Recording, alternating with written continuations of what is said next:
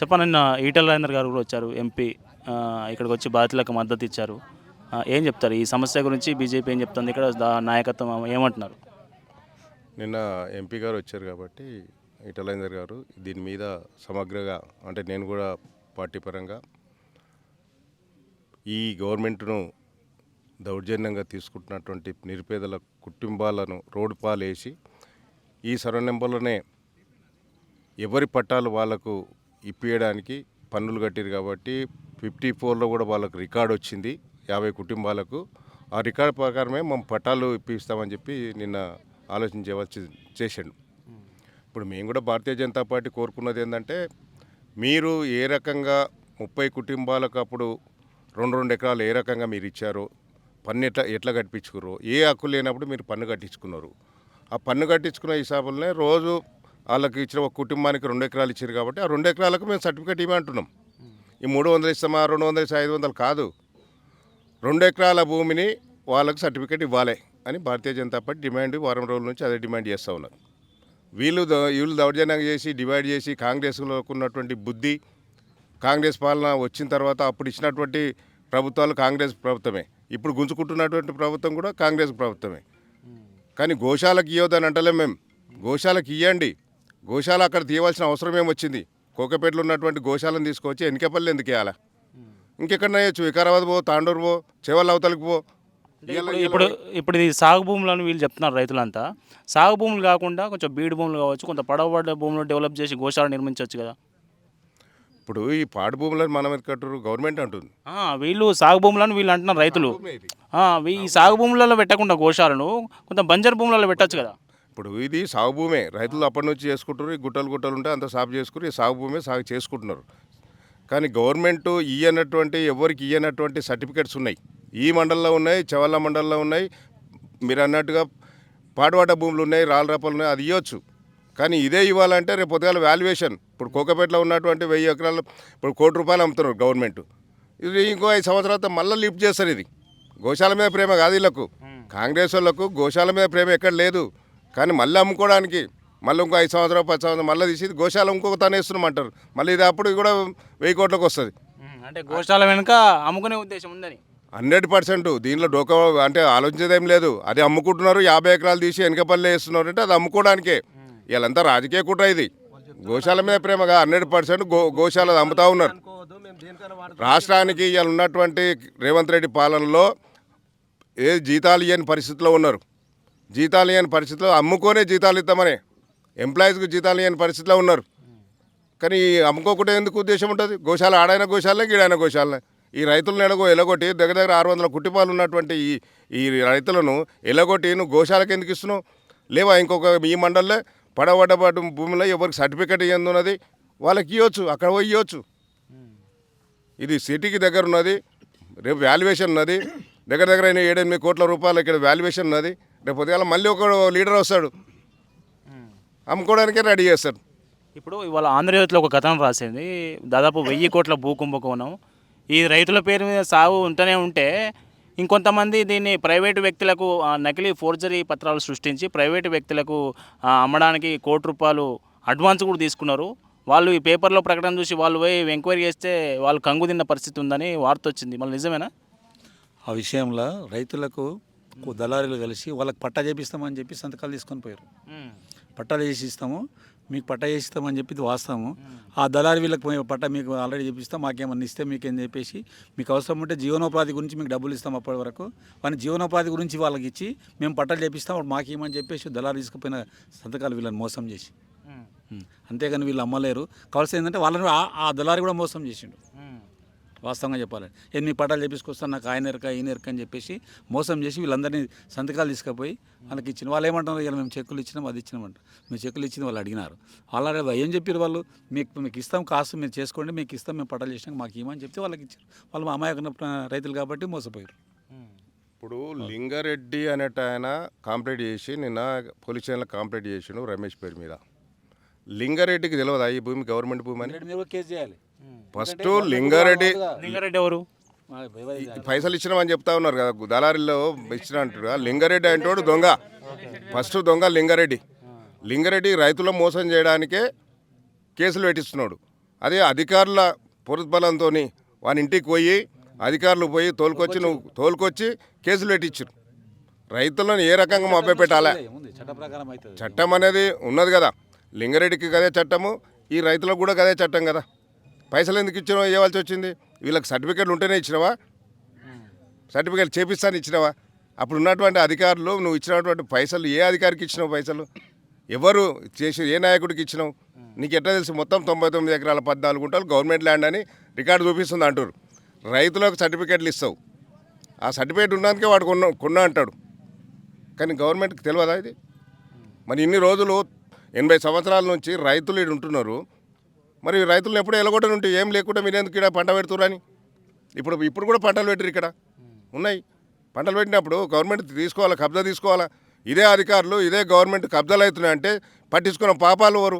ఇదే ఎంఆర్ఓ అనుకో, ఇదే డిపార్ట్మెంట్ అనుకో, ఆర్డీఓ అనుకో, ఎవరైనా కానీ కబ్జాలు పెడితే ఎకరాలు కబ్జాలు పెట్టినా కూడా కాంప్లైంట్ ఇస్తే పట్టుకొని వాళ్ళని తీపియని పరిస్థితిలో ఉన్నది. ఇలా రైతులను 600 కుటుంబాలు ఉన్నటువంటి రైతులను నిలగొట్టిన ధైర్యం నీకు వచ్చింది. కానీ మరి ఆడ భూములు కబ్జాలు పెట్టే వాళ్ళని తీసి జైలేయండి, ఇంకోటి పెట్టాడు కదా. మరి ఇలా మాట్లాడుతున్నాం, వీళ్ళకి రైతుల మీద కేసు పెడుతున్నాం. వాళ్ళకి అసలు ఎమ్మెల్యే గారు మన యాదయ్య గారు 2 సార్లు ఎమ్మెల్యే గెలిచిండు, మొన్న కూడా మళ్ళీ గెలిచిండు. గెలిచినప్పుడు ఈ ఎన్కేపల్లి గ్రామస్తులు అందరూ కూడా ఆయన దగ్గరికి పోయిరు, మాకు సర్టిఫికెట్ ఇప్పియండి అని పోయిరు. ఇదే కాంగ్రెస్ అనుకోండి, అక్కడ ఉన్న ఆ రోజు సర్పంచులు లీడర్లు అందరూ కలిపి రైతులందరూ పోయిరు. ఇప్పిస్తా అని చెప్పాడు. మీకు మా ఇంట ఉండని మేము ఇప్పిస్తామని చెప్పాడు. మరి ఇవాళ ఏం చేసాం? ఇవాళ కూడా నీ దగ్గరికి వచ్చిర్రు, దగ్గర 2 నెలల నుంచి నీ దగ్గరికి వచ్చిర్రు. వాళ్ళకి న్యాయం చేయమని అడుగుతున్నారు. న్యాయం ఏ రకంగా చేయాలా? నువ్వు గవర్నమెంట్ 300 అంటారు, 300 కాదు, 1000 గదాలు ఇస్తావా, 2000 గదాలు ఇస్తావు? నువ్వు నచ్చజెప్పి అందరికి రైతులు నచ్చజెప్పి 50 కుటుంబాలు అంటున్నావు కదా, 50 కుటుంబాలకు కూర్చుని పెట్టుకొని నచ్చజెప్పి ఇప్పి 300 ఇస్తావా, 200 ఇస్తావా తర్వాత విషయం. కానీ అందరినీ కౌన్సిలింగ్ ఇచ్చి రైతులందరికీ ఇచ్చేసి పెద్ద మనుషుల ఊళ్ళో కూర్చుని పెట్టేసుకొని ఇది సమస్య ఉన్నది, గవర్నమెంట్ పరంగా ఇట్లా ఉన్నది అని చెప్పి ఇప్పిస్తే బాగుంటుంది కదా. విడదీసి ఒక్కొక్కరిని తోలుకపోయి సర్టిఫికేట్ ఇప్పేయడం ఎంతవరకు కరెక్టు? ఇవాళ సర్టిఫికేట్ ఇప్పించిన ఆయన వ్యక్తికి ఇంట్లో లేదు పొలం. ఆయనకు ఫస్ట్ సర్టిఫికేట్ తీసుకుంటారు రమేష్ అన్నట్టు ఆయనకు లేదు, ఇంట్లో పక్కన ఉన్నది, ఆ గుంత సపరేట్ ఉన్నది, అది ఇంట్లో నాకుందని చెప్పి సర్టిఫికేట్ ఇప్పించింది. అంటే ఎంత తెలివి, ఏ రకంగా ఆలోచన ఉన్నటువంటి ఈ గవర్నమెంట్కు. ఎమ్మెల్యే దగ్గర కాంగ్రెస్ కార్యకర్త డైరెక్టర్ ఆయన సర్దార్ నగర్ కమిటీలో నెంబర్ ఆయన ఉన్నగట్టి ఎవరినో ఒకరిని గుంజాలే, ఇప్పించిన మనీ షో చేయాలి. కానీ మనము ప్రజాపతిలమై గిందికేనా? గవర్నమెంట్ ఎవరండి? పబ్లిక్కే కదా చేసేది. గవర్నమెంట్ అంటే సపరేట్ రాదు కదా. ఈ చట్టాలన్నీ దేనికున్నాయి? పబ్లిక్ గురించే కదా, నిరుపేదలకే కదా, ఉన్నోళ్ళకైతే కావు చట్టాలు. మరి ఎక్కడ న్యాయము? ఏ గవర్నమెంట్ ఉన్నా, ఈ గవర్నమెంట్ ఆ గవర్నమెంట్ అని కాదు, ఏ గవర్నమెంట్ ఉన్నా కూడా పబ్లిక్ గురించే చట్టాలు తెస్తున్నారు, నిరుపేదల గురించే చేస్తున్నారు. మరి ఇంకా కాంగ్రెస్ అప్పటిగా ఇప్పుడు కాంగ్రెస్ 100 సంవత్సరాల పరిపాలన అంటారు, ఆయల నుంచి ఇయ్యాల వరకు మోసమే చేస్తున్నది. నిరుపేదలను, రైతులను, యువకులను అందరినీ మోసమే చేస్తున్నారు. ఇంకోటి బిఫోర్ మేనిఫెస్టో ఏముంది? రేవంత్ రెడ్డి గారు ఏమన్నారు ఎలక్షన్ కన్నా మొదలు? అసైన్ ల్యాండ్ అందరినీ పట్టాలు చేయిస్తాము, ఉన్న అసైన్ ల్యాండ్లో గవర్నమెంట్ ఉన్న ఎవరైతే కబ్జా ఉన్న వాళ్ళందరికీ సర్టిఫికేట్లు ఇప్పిస్తాము, అదే అసైన్ ల్యాండ్ ఇస్తామని చెప్పేసి ఆయన్ని మొదలు శ్రీకారం చుట్టింది గుంజుకొని కాయాలి వాళ్ళే. అంటే ఇది మాట తప్పినట్టు కదా. ఇప్పుడు వీళ్ళు న్యాయబద్ధంగా వాళ్ళ భూముల కోసం ఇక్కడ దీక్ష చేస్తుంటే వాళ్ళని తీసుకెళ్ళి పోలీసులు లాఠీ చార్జ్ చేయడం, స్టేషన్లో తిప్పడం, ఇట్లాంటి ఎంతవరకు కరెక్ట్? దౌర్జన్యం అది. యాక్చువల్గా వాళ్ళు ఎందుకు పోయినారు? వాళ్ళ ఊరోళ్ళని అడగనికే మేము అందరం ఐకమత్యంగా ఉన్నది. నలుగురిని ఎందుకు తీసుకుపోయారని వాళ్ళ ఊరోళ్ళని అడగనికే పోయారు వాళ్ళు.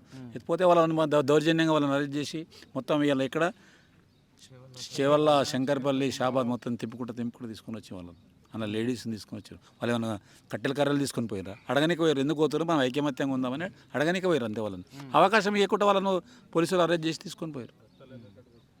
ఒక మహిళకు లాఠీ చార్జ్, ఒక మహిళ అయింది, ఒక మహిళకి ఇన్నే తగిలింది, ఒక మహిళకి లాఠీ చార్జ్ అయింది, ఒక మహిళ స్పృహ వచ్చి పడిపోయింది. ఇప్పుడు చూసినారు కదా వాళ్ళకి ఆవేదన. వాళ్ళు అర్జిస్తున్నారు. ఎమ్మెల్యే గారు పోయి చెప్పుకుంటామన్నారు. వాళ్ళు లోపల ఎమ్మెల్యే గారు ఉన్నారు, మాకు 500 గదాలు కావాలి, మా అందరం కలిసి తీసుకుంటామని పోతే పోనీయకపోతే ఎక్కడ న్యాయం? లోపల ఎమ్మెల్యే గారు ఉన్నారనలా పోయి ఎమ్మెల్యే గారు ప్రజాప్రతినిధికి చెప్పుకోనికి పోయారు. వాళ్ళు పోతే అరెస్ట్ చేస్తారు. ఇప్పుడు ఎమ్మెల్యే స్టాండ్ అవుట్ రైట్గా గవర్నమెంట్ వైపే ఉందా? బాధితుల పక్షాన ఒక్క 1% లేదు ఉంటే వీళ్ళు ఎందుకు చేస్తాడు, వాళ్ళకి దెబ్బలు పెడతాయి. వాళ్ళు నిజంగానే బాధ్యతలు ఉంటే ఆయన వచ్చి కూర్చొని వాళ్ళు నిజంగా చెప్పాలి, 3 సార్లు తమ్ముడు అన్నట్టు 3 సార్లు ఎమ్మెల్యే ఎందుకు గెలిపించినాం మేము? ప్రజల గురించి ప్రతిసారి ఈ ల్యాండ్ పట్టాలు చేపిస్తామని వాగ్దానాలు చేసినాం ఊళ్ళో. మాకు కూడా ముఖం లేదు. ఎందుకంటే మీరు అప్పుడు ఓట్లు వేయించుకుంటూ ఇప్పుడు మరి పట్టాలు చేపిస్తలేరని అడుగుతున్నాం మమ్మల్ని. మాకు కూడా ముఖం లేదు ఇండైరెక్ట్గా చెప్పాలంటే. ఎందుకంటే అప్పుడు ఓట్లు వేయండి మీకు పట్టాలు చేపిస్తాము, అది చేపిస్తాం. ఎమ్మెల్యే గారు మాట ఇచ్చిండు, అందరు ఇచ్చిర్రు అలా మాట ఇచ్చినప్పుడు మేము కూడా ఎమ్మెల్యే గారు ఏమడున్నాం అప్పుడు కాదంటలేము. ఇప్పుడు అడుగుతున్నారు వాళ్ళు, వాళ్ళ తరఫునే అడుగుతున్నాము. నిజంగా చెప్తున్నాం, మీరు నిజంగా కూడా 500 గదాల పట్టణ వాళ్ళని సమంజసం కూర్చొని ఇంత ఇస్తున్నాము, మీకు ఇంత లాభం చేస్తున్నాం అని చెప్పేసి వాళ్ళు వింటారు కదా. ఇప్పుడు కూడా అంటారు, వాళ్ళు గౌరవిస్తున్నారు, కానీ మనం నిలుపుకోలేకపోతున్నాం. ఇప్పుడు ఇట్లాంటి పరిస్థితుల నేపథ్యంలో త్వరలో స్థానిక సంస్థలు ఎంపీటీసీ, జడ్పీటీసీ, సర్పంచ్ ఎన్నికలు రాబోతున్నాయి. ఎట్లా ఉంటుంది మన కాంగ్రెస్ పరిస్థితి, ఎట్లా ఉంది ఇక్కడ లోకల్ కాంగ్రెస్ నువ్వే చెప్పాలి రిజల్ట్. ఇప్పుడు ఈ ప్రజలను చూసి ప్రజల రిజల్ట్ నువ్వే చెప్పాలి. ప్రజలు ఏమంటారు, అది ఎప్పుడు వస్తుందో వాళ్ళ తన ఆయుధం ఒక్కటే ఉన్నది, ఏది ఓటు. అప్పుడు గెలుస్తారు వాళ్ళు ఎంతమందిని చూసారు, ఎంతమంది ముఖ్యమంత్రులను, ఎమ్మెల్యేలను, నాయకులను, సర్పంచ్లను, ఎంపీటీసీలను అందరిని చూసారు. వాళ్ళ ఆయుధం 5 ఏళ్ళకి ఒకసారి వాళ్ళకి వాళ్ళ ఆయుధం ఉన్నప్పుడు చప్పుడు దాకా పిన్ ఒత్తేస్తారు, బటన్ అవుట్ అవుతారు. ఇది ప్రజాస్వామ్యంలో వాళ్ళకు ఉన్నది. మానవులు నిజంగా చెప్పాలంటే బీదలకు ఉన్నది హక్కు, అదే కదా ప్రజాస్వామ్యం. దాంతో వాళ్ళు తీర్పిస్తారు, ముందు తెలిసిపోతుంది. అది ఇప్పుడు ఏ మండలి కిందకి వస్తుంది అంతా? మైనాబాద్ మండలి ఇప్పుడు మైనాబాద్ మున్సిపాలిటీ అయింది ఇది. ఈరోజు దాదాపు ఎనకపల్లి రైతులు ఒక 2 నెలల నుంచి వాళ్ళకు నిద్రలు లేకుండా, నిద్రలు అన్నం తినకుండా కూడా వాళ్ళు ఈ భూ పోరాటం చేస్తారు. దాదాపు వీళ్ళు ఒక 55 నుంచి 50 నుంచి కూడా వీళ్ళు కబ్జాలో ఉన్నారు.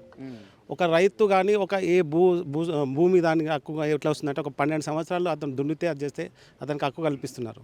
ఒక మామూలు ఒక ఇంట్లో ఒక రెంట్కుంటే వాడిని మళ్ళీ మనం పంపించాలంటే మనము టైం పడుతుంది, ఎంతో టైం పడుతుంది. వాడిని కోట్ల ధర, దాని ధర, దీని ధర అలాంటి ఏం లేకుండా దాదాపు 60 సంవత్సరాల నుంచి వాళ్ళ ఒక 3 తరాల నుంచి వాళ్ళు ఈ భూమిని వ్యవసాయం దీన్ని సాగు చేసారు. ఈ గుట్టలు, రాళ్ళు, రప్పలు ఉన్నదాన్ని ఒక మంచి భూమిగా చేసి వాళ్ళు పంటలు పండించుకొని వాళ్ళు చేస్తుంటే, ఈరోజు కాంగ్రెస్ గవర్నమెంట్ ఏం చేస్తుందంటే వాళ్ళకు గవర్నమెంట్ జీతాలు ఇవ్వలేకపోతుంది. వాళ్ళు ఇచ్చిన హామీలను నెరవేర్చలేదు. వాళ్ళు గ్యారంటీలు అవి అన్నారు, ఏవి నెరవేర్చలేరు.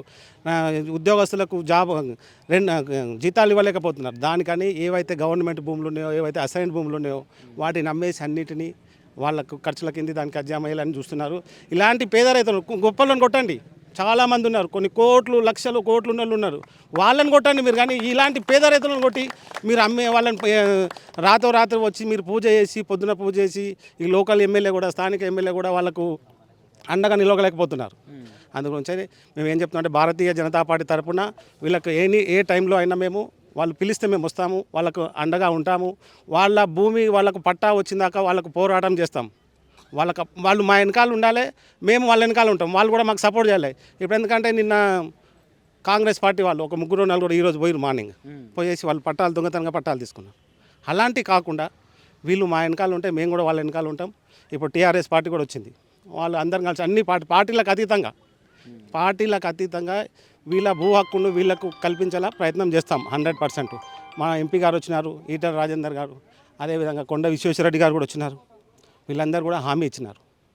ఇంకా పై వాళ్ళని కూడా తీసుకొస్తాం, ఇంకెవరైనా కావాలంటే తీసుకొచ్చి వీళ్ళ హక్కులను గవర్నమెంట్ తీసుకోకుండా, వీళ్ళ హక్కు ఏంటంటే 60 సంవత్సరాల నుంచి ఏం చేస్తున్నాడు, వీళ్ళు పని ఈ గుట్టలు సాపు అది చేసి పెట్టిన పైసలు కూడా అనుకుంటే భూములు వస్తున్నాయి కదా.